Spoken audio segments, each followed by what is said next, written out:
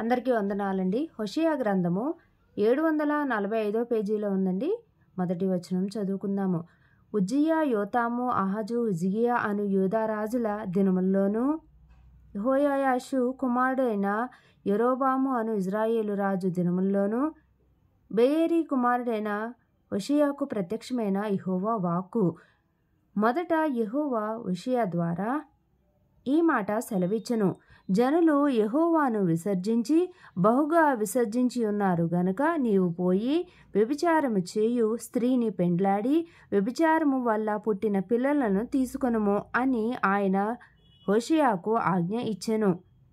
కాబట్టి అతడు పోయి దిబ్లయీము కుమార్తె అయిన గోమెరును పెండ్లి చేసుకొనెను. ఆమె గర్భవతి అయి అతనికొక కుమారుని కనగా యెహోవా అతనితో ఇలాగూ సెలవిచ్చెను, ఇతనికి ఇజ్రాయేలు అని పేరు పెట్టుము. ఇజ్రాయేలులలో యేహూ ఇంటివారు కలుగజేసుకొనిన రక్త దోషమును బట్టి ఇక కొంతకాలమునకు నేను వారిని శిక్షింతును. ఇశ్రాయేలు వారికి రాజ్యముండకుండా తీసివేతును. ఆ దినమున నేను ఇజ్రాయేలు లోయలో ఇజ్రాయేలు వారి విల్లును విరుతును. పిమ్మట ఆమె మరలా గర్భవతి అయి కుమార్తెను కనగా యెహోవా అతనికి సెలవిచ్చినదేమనగా, దీనికి లోరుహమా అనగా జాలి నొందనిది అని పేరు పెట్టుము. ఇక మీదట నేను ఇశ్రాయేలు వారిని క్షమించను, వారి ఎడల జాలిపడను. 7వ వచనమండి. అయితే యూదా వారి ఎడల జాలిపడి విల్లు, ఖడ్గము, యుద్ధము, గుర్రములు, రౌతులు అను వాటి చేత కాక తమ దేవుడైన యెహోవా చేతనే వారిని రక్షింతును. 8వ వచనమండి. లోరుహమా జాలి నొందనిది. పాలు విడిచిన తరువాత తల్లి గర్భవతి అయి కుమారుని కనినప్పుడు యెహోవా ప్రవక్తకు సెలవిచ్చినదేమనగా, మీరు నా జనులు కారు, నేను మీకు దేవుడనై ఉండను గనుక లో అమ్మి నా జనము కాదని ఇతనికి పేరు పెట్టుము. 10వ వచనమండి. ఇశ్రాయేలీల జనసంఖ్య అమితమై లెక్కలేని సముద్రపు ఇసుకంత విస్తారమగును. ఏ స్థలమందు మీరు నా జనులు కారన్నమాట జనులు వారితో చెప్పుదురో ఆ స్థలముననే మీరు జీవము గల దేవుని కుమారులై ఉన్నారని వారితో చెప్పుదురు. 11వ వచనమండి. యూదావారును ఇశ్రాయేలు వారును ఏకముగా కూడుకొని తమ పైన ఒకనినే ప్రధానిని నియమించుకొని తామున్న దేశంలో నుండి బయలుదేరుదురు. ఆ ఇజ్రాయేలు దినము మహాప్రభావము గల దినముగా ఉండును. 2వ వచనమండి. మీరు నా జనులని మీ సహోదరులతోనూ జాలి నొందిన వారని మీ స్వదేశీయులతోనూ మీరు చెప్పుడి. నేను దాని బట్టలను పెరికివేసి పుట్టిన నాటివలే దానిని దిగంబరురాలినిగా చేసి పాడుపెట్టి ఎండిపోయిన భూమి వలెను ఉంచి దప్పిచేత లయపరచకుండునట్లు. 3వ వచనమండి. మీ తల్లి పోకిరి చూపు చూడకయు దాని స్తనములకు పురుషులను చేర్చుకొనకయు ఉండునట్లు మీరు ఆమెతో వాదించుడి. అది నాకు భార్య కాదు, నేను దానికి పెనిమిటిని కాను. 4వ వచనమండి. దాని పిల్లలు జార సంతతియే ఉన్నారు, వారి తల్లి వేశ్యత్వము చేసి ఉన్నది, వారిని కన్నది అవమానకరమైన వ్యాపారము చేయనది గనుక వారి యందు నేను జాలిపడను. 5వ వచనమండి. అది నాకు అన్నపానములను, గొర్రెబొచ్చును, జనుపనారయు, తైలమును, మద్యపానమును ఇచ్చిన నా విటకాండ్రను నేను వెంటాడుదననుకొనుచున్నది. 6వ వచనమండి. ముండ్ల కంచె దాని మార్గములకు అడ్డము వేయుదును, దాని మార్గములు దానికి కనబడకుండా గోడ కట్టుదును. 7వ వచనమండి. అది తన విటకాండ్రను వెంటాడి వారిని ఎదుర్కొనలేకపోవును. ఎంత వెతికినను వారు దానికి కనబడక ఉందురు. అప్పుడు అది ఇప్పటికంటే పూర్వమే నా స్థితి బాగుగా నుండెను గనుక నేను తిరిగి నా మొదటి పెనిమిటి యొద్దకు వెళుదును అనుకొనును. 8వ వచనమండి. దానికి ధాన్య ద్రాక్ష రసతైలములను విస్తారమైన వెండి బంగారములను ఇచ్చిన వాడను నేనే అని విచారింపక అది వాటిని బయలుదేవతకు ఉపయోగపరచెను. 9వ వచనమండి. కాబట్టి నా ధాన్యమును నా ద్రాక్ష రసమును వాటి వాటి కాలములలో ఇయ్యక దీని యొద్ద నుండి తీసివేసేదను. దాని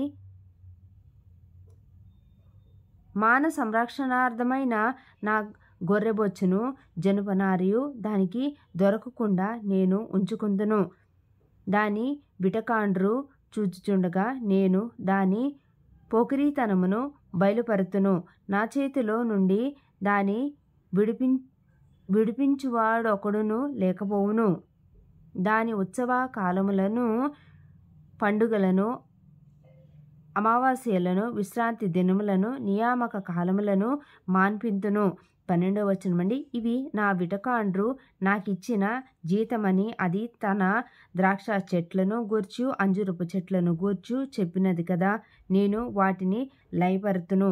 అడవి జంతువులు వాటిని భక్షించినట్లు వాటిని అడవి వలె చేతును.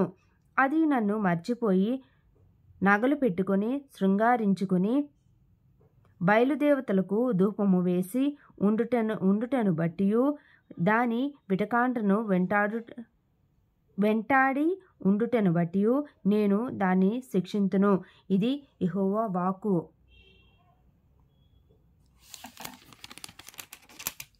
14వ వచనమండి.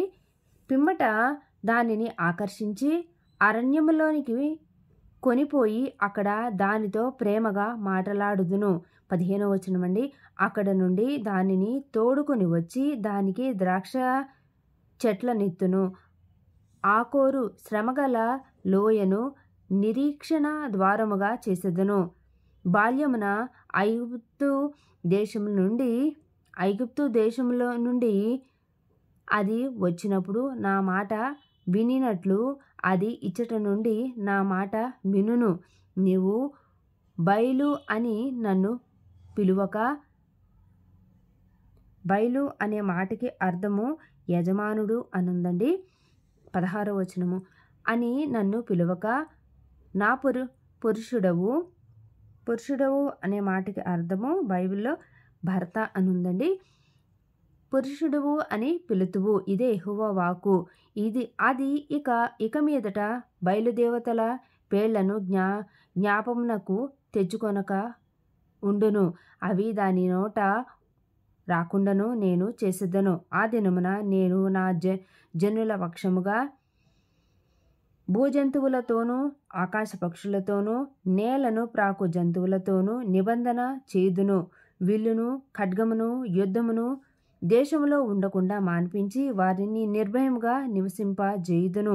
19వ వచనమండి. నీవు నిత్యము నాకుండునట్లుగా నేను నీతిని బట్టి తీర్పు తీర్చుట వలనను దయాదాక్షిణ్యములు చూపుట వలనను నిన్ను ప్రదానము చేసుకొందును. నీవు యెహోవాను ఎరుగునట్లు నేను నమ్మకమును బట్టి నిన్ను ప్రదానము చేసుకొందును. 21వ వచనమండి. ఆ దినమున నేను మనవి ఆలకింతును. ఆకాశపు మనవి నేను ఆలకింపగా అది భూమి యొక్క మనవి ఆలకించును. భూమి ధాన్య ద్రాక్ష రసతైలముల మనవి ఆలకింపగా అవి ఇజ్రాయేలు చేయు మనవి ఆలకించును. ఇజ్రాయేలు అను మాటకి అర్థము దేవుడు విత్తినవాడు అనుందండి.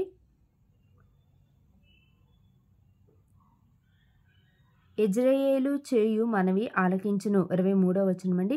నేను దానిని భూమి యందు నా కొరకై విత్తుదును. జాలి నొందని దాని యందు నేను జాలి చేసుకుందును. నా జనము కానివారితో మీరే నా జనమని నేను చెప్పగా వారు నీవే మా దేవుడవు అని అందురు. ఇదే యెహోవా వాక్కు.